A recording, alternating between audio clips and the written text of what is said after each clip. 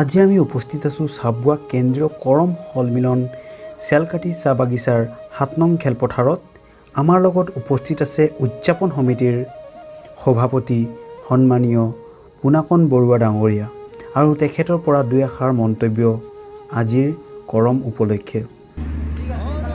অসমৰ অন্যতম জাতীয় উৎসৱ কৰম। চাহ জনগোষ্ঠীয় ৰাইজে বা অসমৰ আদিবাসী ৰাইজে অতি উলহ মালহেৰে অতি আদৰেৰে অসমৰ সকলো শ্ৰেণীৰ জনসাধাৰণৰ লগত লগ হৈ কৰম উদযাপন কৰে।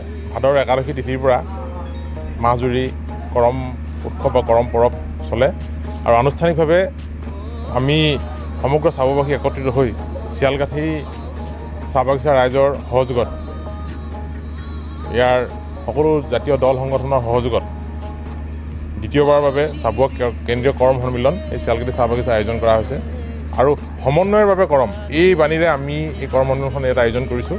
ইয়াত সকলো জাতি, সকলো জনগোষ্ঠী, সকলো ধৰ্ম, সকলো ভাষাৰ লোক সমিল মিলেৰে এই কৰমখনত এই সন্মিলনখন উদযাপন কৰিবলৈ আমি আগবাঢ়িছোঁ।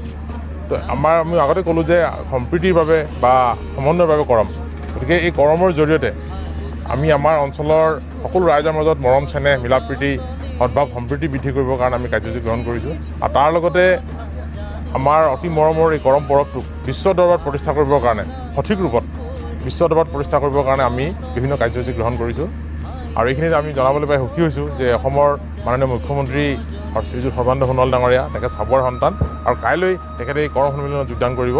তেখেতৰ লগতে অসমৰ অন্যগৰাকী মন্ত্ৰী হিমন্ত বিশ্ব শৰ্মা ডাঙৰীয়া, অসমৰ জলসম্পদ মন্ত্ৰী কেশৱ মহন্ত ডাঙৰীয়া, আমাৰ ডিব্ৰুগড় লোকসভা সমষ্টিৰ সাংসদ প্ৰদান বৰুৱাকে ধৰি সাংসদ বিধায়কৰ এটা ডাঙৰ দলে এই সন্মিলনত যোগদান কৰিব আৰু সকলোৱে সম্প্ৰীতিৰ বাণী বিলাব।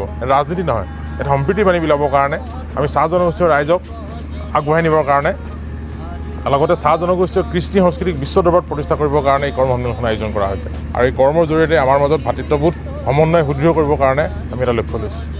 ধন্যবাদ থাকিল সভাপতি ডাঙৰীয়ালৈ, লগতে উদযাপন সমিতিৰ সকলো বিষয়ববীয়াসকল আৰু চিয়ালকাঠি চাহ বাগিচাৰ সহযোগী ৰাইজসকলক।